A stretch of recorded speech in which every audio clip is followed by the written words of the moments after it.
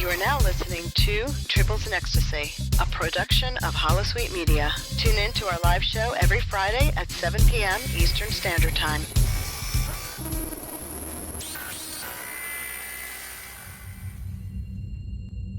This is Admiral James T. Kirk of Federation Starship Enterprise. Your presence here is an act of war. You have 2 minutes to surrender your crew and your vessel, or we will destroy you. Admiral Kirk, this is your opponent speaking. Do not lecture me on treaty violations, as this broadcast is intended for mature audiences. In the following podcast, there will be thoughts and opinions expressed that in no way reflect your Federation, this station, website, or affiliated partners. Who is this? How dare you? Who I am is not important. Listener discretion is. Klingon bastard.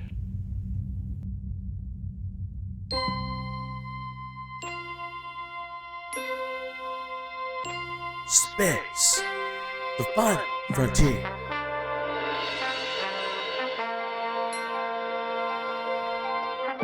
These are the voyages of the starship Tribbles. Her ongoing mission to explore strange new worlds, to seek out new content and new stuff, to follow the go where no podcast has gone before. Another night of Tribbles and Ecstasy. Hey, hey, hey, hey! Hey, hey, hey, hey! Hello and welcome to episode 235 of Tribbles and Ecstasy. I'm your host Midnight Shadow, and joining me in the studio tonight is... Okay, for anybody who heard that static, that was the aliens from Independence Day. We've got them in the back. I'm sorry. That's their way of communicating. As you can hear.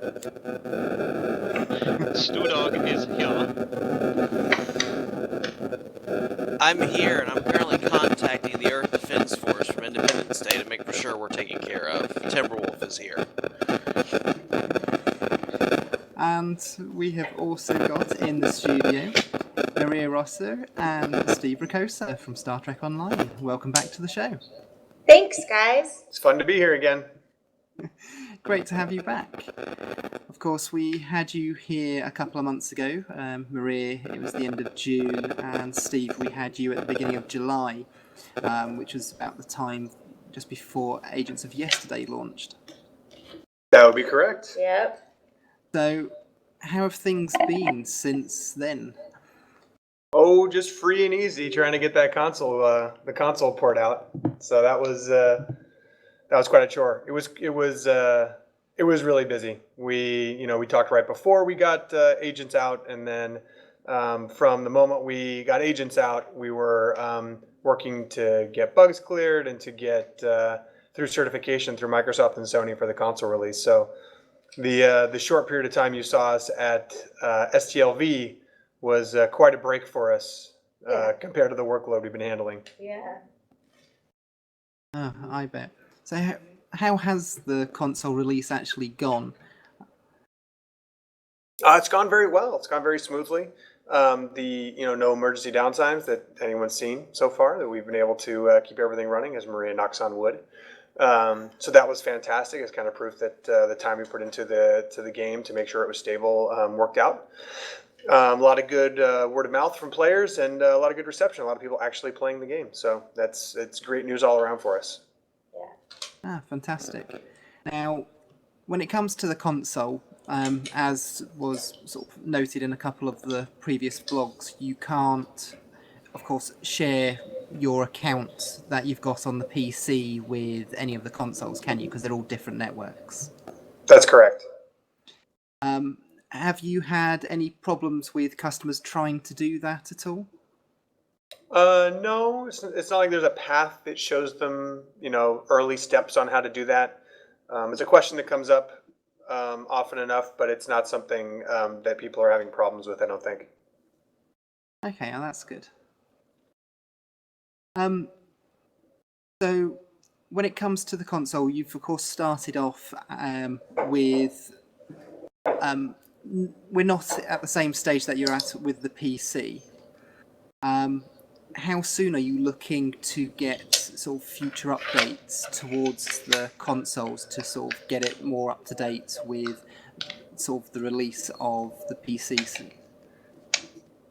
So our first major patch is going to have some good updates and general cleanup and features, and based off of what people said, and then in a relative short order, our goal is to get a lot of our systems into the console versions of the game that didn't ship, things like duty officers and fleet progression and things like that. But our schedule is surprisingly quick for trying to get everything in, so that way they're as current as possible. Probably, maybe, I don't know, maybe not as fast as most people would say, but pretty darn quick for what we can actually bust out and get into the consoles. That's good. One of the things I remember seeing in some of my Facebook chats is people who had been trying out the console version. And some people have been mentioning regarding the numbers of people you can get in some of the shards. So in some of the deep space missions, there have been an awful lot of people sort of in those matches. Do you know what the limits are compared to the limits that you have on the PC? Because I know for a lot of these encounters, you can only have sort of like 10 people in there or something. Should be identical. Everything should be identical between the two platforms. Yeah. The three platforms. Because, I'd actually got reports that there were sort of, I think there was a mention about 30 odd players in one of these shards. And that sounds like a map manager config issue. They said it was an awful lot of fun because as the number of players increases, the amount of enemies increased. So they were saying it was just absolute mental, just and enemy ships everywhere, just beams. And they said it was a lot of fun. It does sound fun. But we are going to have to look at that. Thanks for letting us know. So, but yeah, it did sound a lot of fun. One of the things that I had also noticed when it came to the Xbox was there's some complaints regarding people having to sub towards, I think it's gold membership for Xbox. Yep. Are you able to shed any light about what's happening with that? Because, of course, Star Trek Online has always been, or has been now for a while, free to play. That's a platform requirement, so we don't have a say on that. Okay. Yeah. Do you think that might change? Is that something you're in discussions with Microsoft with? We've had discussions with them before. It's their policy whether or not they want to change it. I don't know if that's going to be changing anytime soon.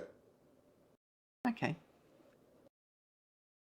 Now, you've actually been showing off the console version at a lot of the conventions recently, and the most recent was Star Trek Mission New York.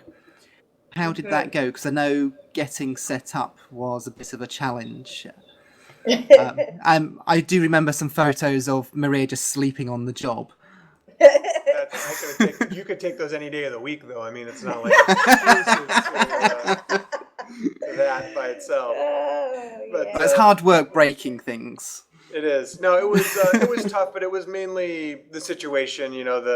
We got there to set up, and the TVs weren't set up yet, so obviously we couldn't see anything that was going on. And then we got the TV set up. The union guys had it set up, and there was no internet.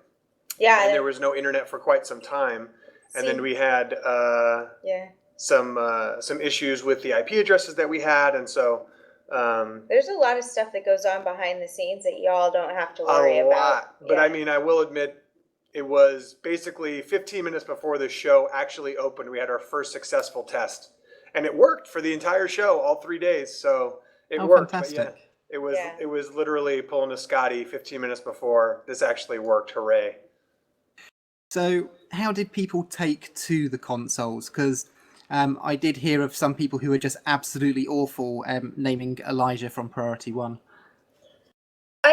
if you are coming to it as somebody who plays on the PC, if you're more of like a power gamer and you are into min-maxing and into micromanaging, you probably are not going to enjoy the console quite as much. I think that it's actually quite easy to play as long as you don't have the PC base of experience kind of holding you back, right? Because if you haven't played the PC, you're never going to go, oh, I can't do this or I can't do that. You won't, it's not a thing. So I tend to be more, like I have a mouse with 12 thumb buttons, like I'm all about that. And so I had to kind of try and empty my mind completely, not too hard. And then basically look at it as though it was a new game. And people coming in with console experience, you've got those, that muscle memory.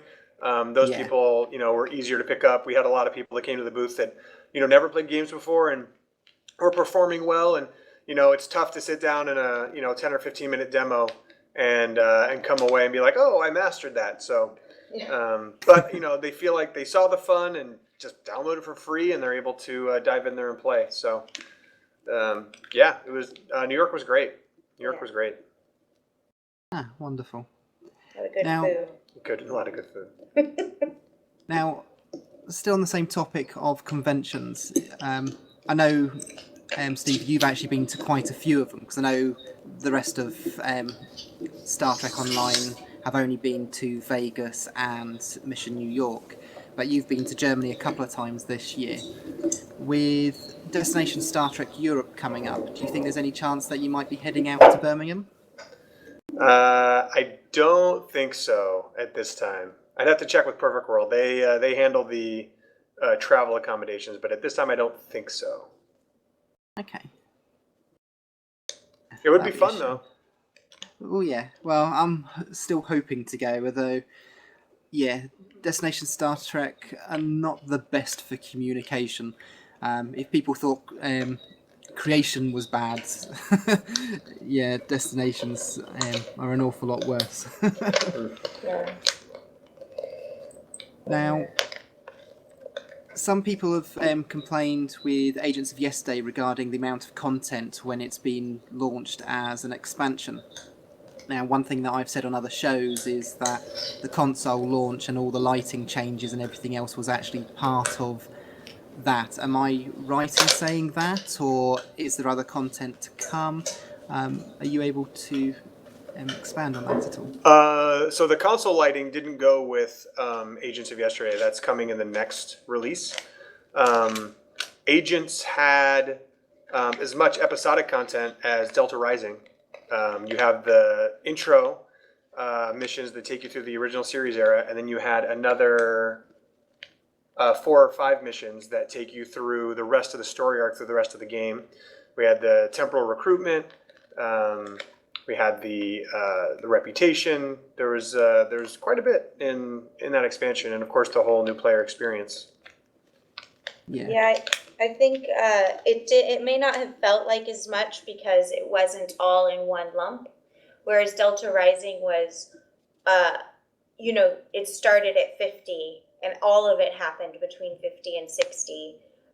With Agents of Yesterday, it starts at the beginning and goes for a little, and then we interspersed some of the other bits because, we didn't want to make this just for creating new characters. We wanted to give players something to do with their existing captains.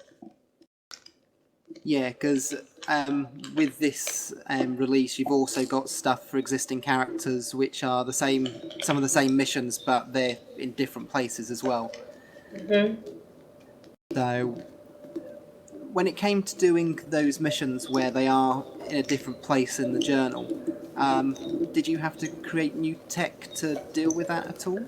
Absolutely. That was actually, it looks pretty cool, but man, oh man, that was not easy. We definitely had to come up with new tech for that.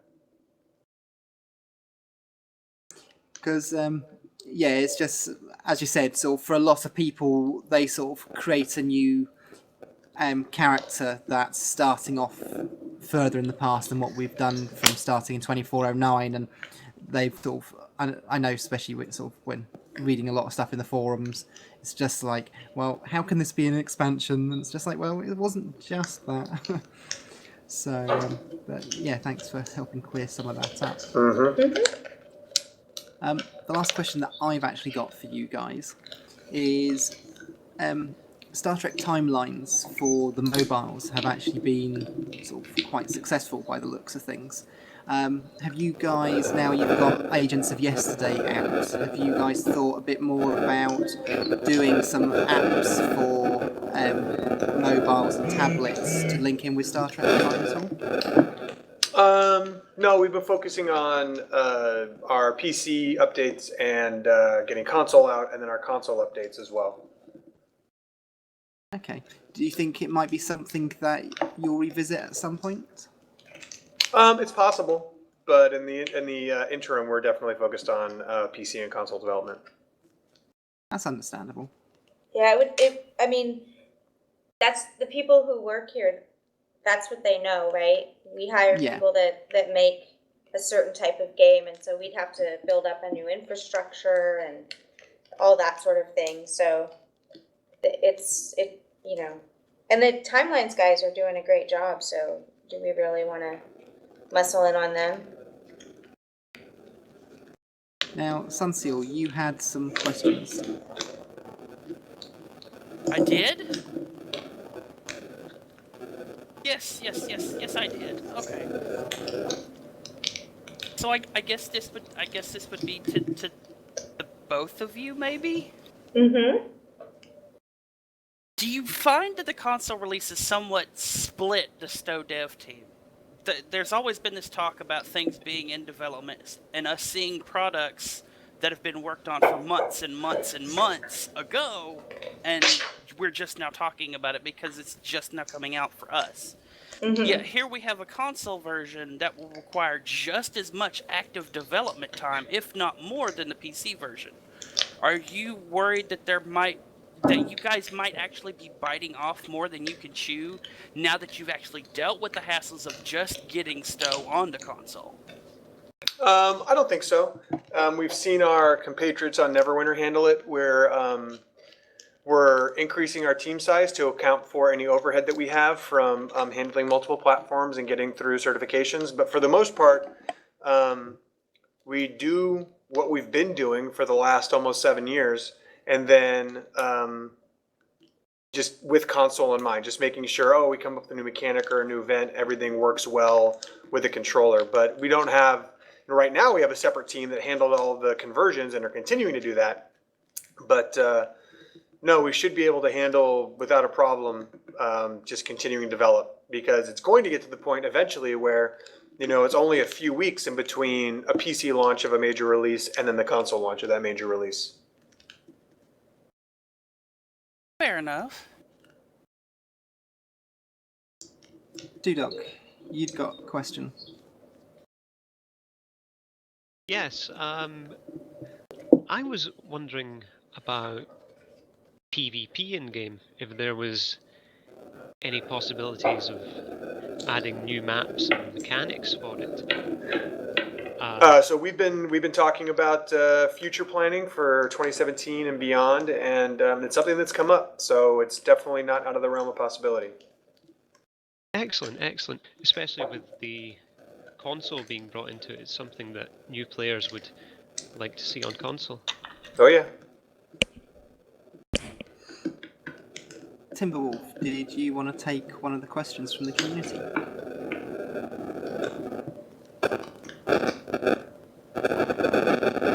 Are you still with us, Timberwolf? Yeah, just there was static there. Sorry. And I'm not gonna pronounce this name properly. Koda Chikuna? Good lord. Too many syllables. Anyway, his first question... It's Kodachi Kuno. Okay, there you go, it's sunset. His question would be, any plans to make more use out of the 23rd century maps and assets currently in the game? Go ahead. I was gonna say, my biggest plan for those is getting them into Foundry author hands as soon as I can, because they do amazing things. But sure the boss has a better answer. Yeah, in general, absolutely you want to make use of them, right? That's a huge asset library they didn't have access to before. And we've already talked about ways that we can integrate them into future episodes or story arcs so that way we can get them out there again. Do you think there'll ever be a way to allow 23rd century characters to return back at all through some sort of mechanism? It's something that's come up and that we've talked about. So again, not out of the realm of possibility. Okay, cool. Dunseal, you want to ask another question? Sure. Okay, so we've had this discussion with several devs at several points about the console version coming out, and there's been this talk about how do we get the console players the older event ships because we're not really doing those events anymore. And I've had this idea for quite a long time. For starting with the PC players, and this could actually be applied to console players as well. Could we have an Ancestors Eve event? And for everybody listening who doesn't know, Ancestors Eve was a holiday that was started by Neelix in the episode 1159 that dealt with Janeway and the Millennium Gate. I remember you asking me this last time I was on. Yes, but I wanted to bring it up with Mr. Ricosa sitting here. Yeah, but do you remember my answer was that we already had a plan for this? No, because you didn't say that. You said you'd look into it. I was sure. No, I would know. We have a plan for older things. It just we could look into something called Ancestors Eve, but that is not our plan. Okay. All right. See, you don't even need me here. Yeah. Well, maybe we do because you're the only reason all the stuff got fixed. That's fair. Studog.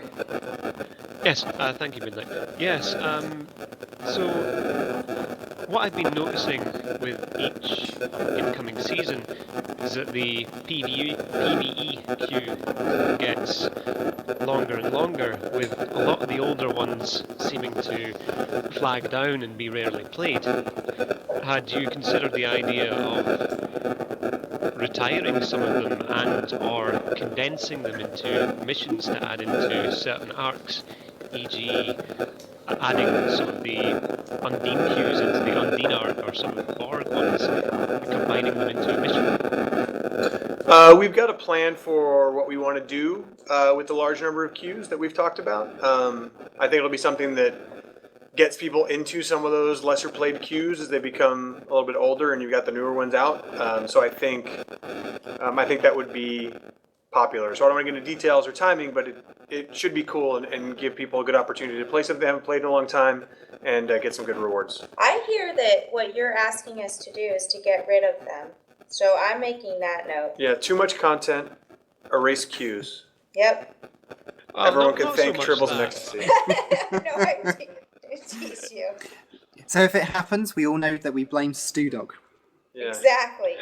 That's always blame Studog. It's always my fault. Control A, delete. Thanks.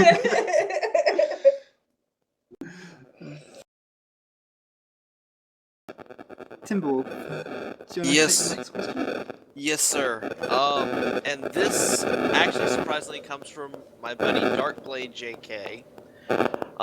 You released a starship that he absolutely adores, but you released it on a console recently, and that is the Keldon class. So the lockbox on there.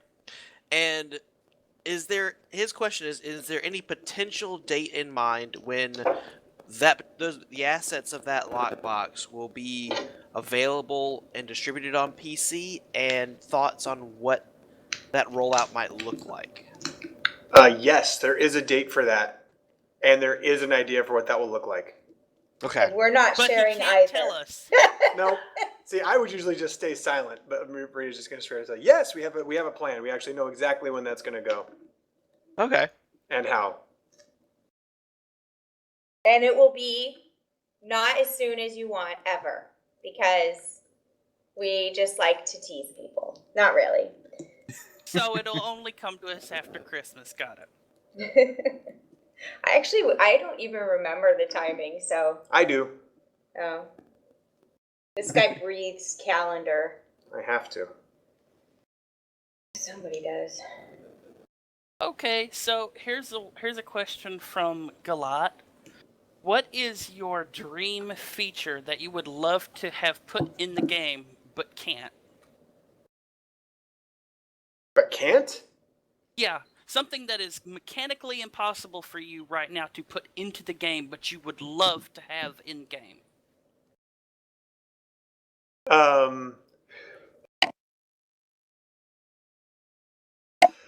don't know if there's anything mechanically impossible, right? I mean, if we invest the time, I have faith that our software people can put anything into the game. But it's all about timing. I know for one that I've wanted to get, some sort of exploration system into the game. We've, talked about how we have whiteboard designs for it and something that we'd love to implement. But it's fairly complex. So that's something I'd love to see, for sure. Yeah. I think Oh, sorry. Go on, I was Maria. gonna say realistic travel times. Wow, okay.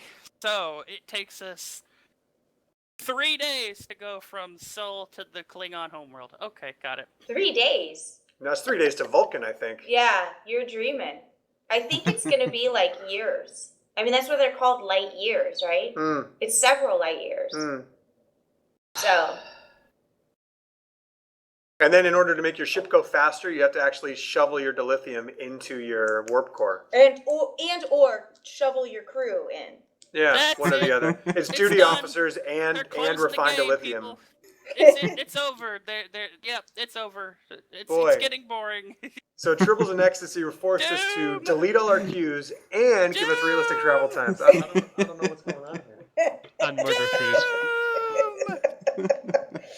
Sorry, guys. You know what? It's the end of a long week for us. So It is indeed. my apologies for my Oh yeah, no, insouciance. I thought we were relatively short on news this week, and then I looked at all the console news and went, well, that's where all the news went. Yeah. Doc, you got another question? Okay, well, I'm going to bring up a question which comes from a Mr. Bubba Hotep from our feedback. Great movie. And it's on the exploratory system. Is there any plans to bring back a new exploration system in game, and how would it be different from the old one which was removed a few years ago? So I mentioned that we had whiteboard designs for it. It's something that is important to the team and we definitely want to do. We have a design doc, but I wouldn't want to get into details just in case things change. But it would definitely be different from the previous one. It would be more of a system and less just kind of flying around and, And it wouldn't collecting be stuff. probably generated by some algorithm. Yep. Which is what a lot of that's other older. It would be more hand generated. Right.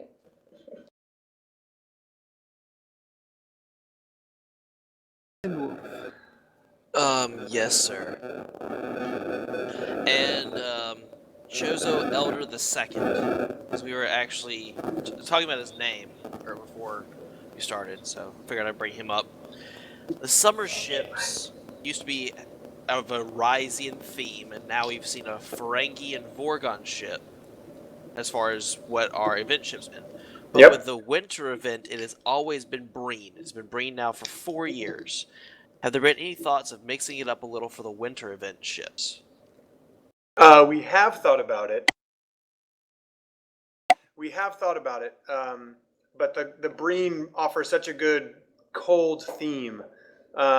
We may shift at some point, but no guarantees. Okay.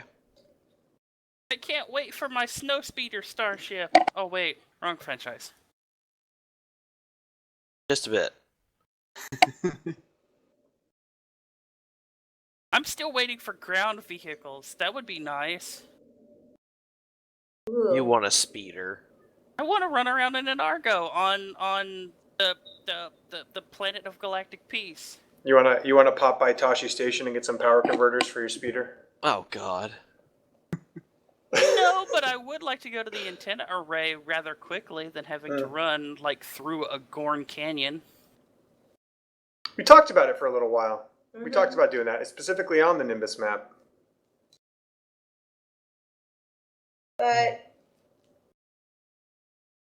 Maybe something for the next summer event, a new island that you can drive around, have Okay. races.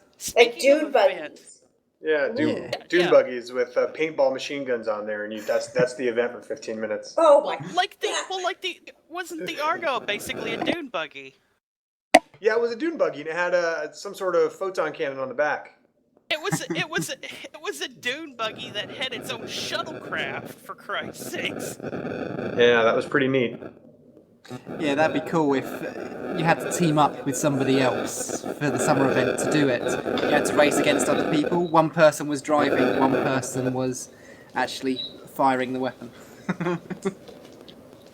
Yeah, and it could have music like da da da da. Dun, dun, dun, dun. So speaking of events, this is actually something I saw years ago. I think at this point, just as y'all introduced Nimbus, and it was a question of you guys keep bringing out Hearts and Minds for Friday the 13th and the Halloween content, and what would it be like if you guys created a special event for Nimbus itself?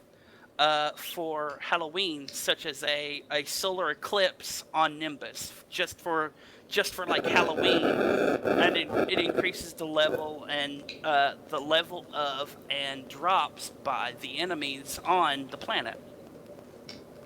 That would be cool. Yeah, if we wanted to do some sort of event like that, that would definitely be neat.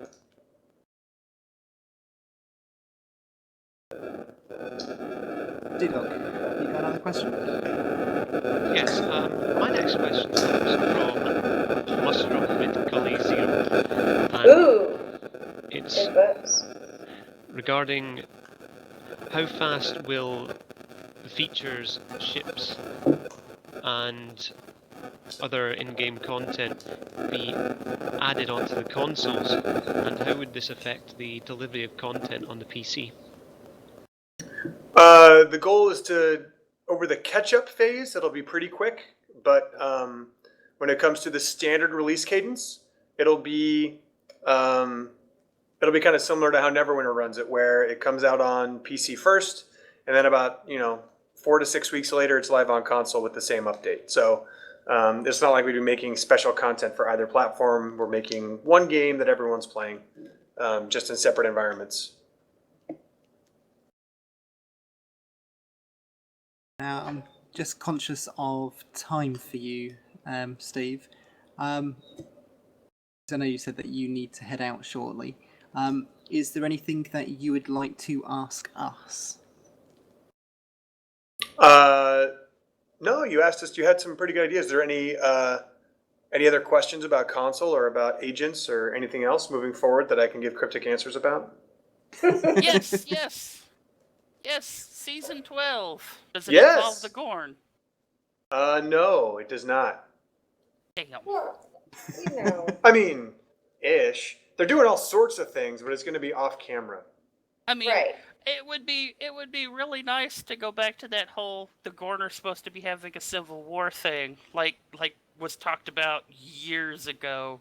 That would be very cool. Yeah. It would be both a way to have a new kind of storyline and also give the Klingons a little bit of love. They're not Klingons, though. I don't know if you noticed. They're Yeah, like lizard people. They're a conquered people. But they are part of the Klingon Defense Force. Oh yes, but let's be specific here because there are in fact science ships that out there that are, I believe, Gorn. Mhm. But the Klingons will be very quick to tell you there are no Klingon science ships. So we gotta, I mean, I understand this. It's separate but equal, though, with the Gorn.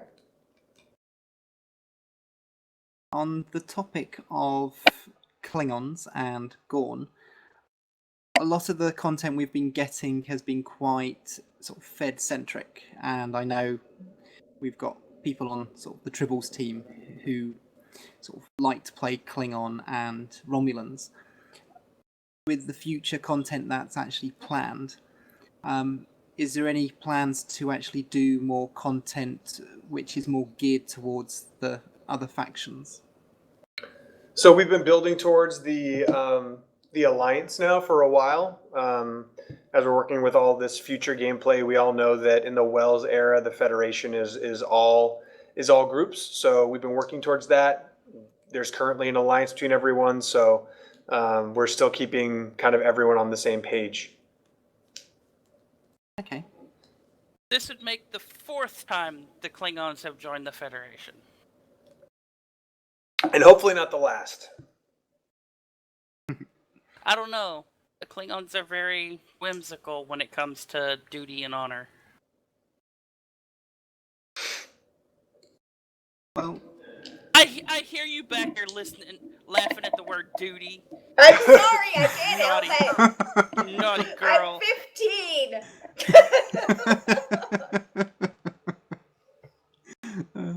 Oh dear. Well, thank you very much for joining us again, Steve. I do appreciate it. Oh, no problem. It's a pleasure to be on. Get out, boss. Yeah, it's always great to hear you when Maria hasn't broken things. All right. Well, I'll leave you in her capable hands. I look forward to next time. Wonderful. Take care. I didn't Thanks again. realize she was Orion. This is new.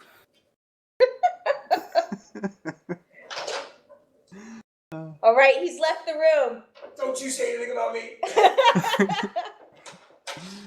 No, he knows you will. I should just change all the sound settings now and get it working better. Or break it completely. Well, again, in fact. For those of you that don't know, it was working and then it wasn't. Who knows? Okay, just before we go any further, I have to take a moment and say, Maria, I am sorry for all those people who gave you shit about the Microsoft Xbox Gold subscription thing for playing Stowe. That was totally uncalled for. Oh, I mean, it happens. I think it just shows that people were really disappointed. And I think a lot of people who maybe aren't like as heavy into console games, I think they don't realize that that's not like our choice. So I get it. You know what I mean? Like, and I don't hold it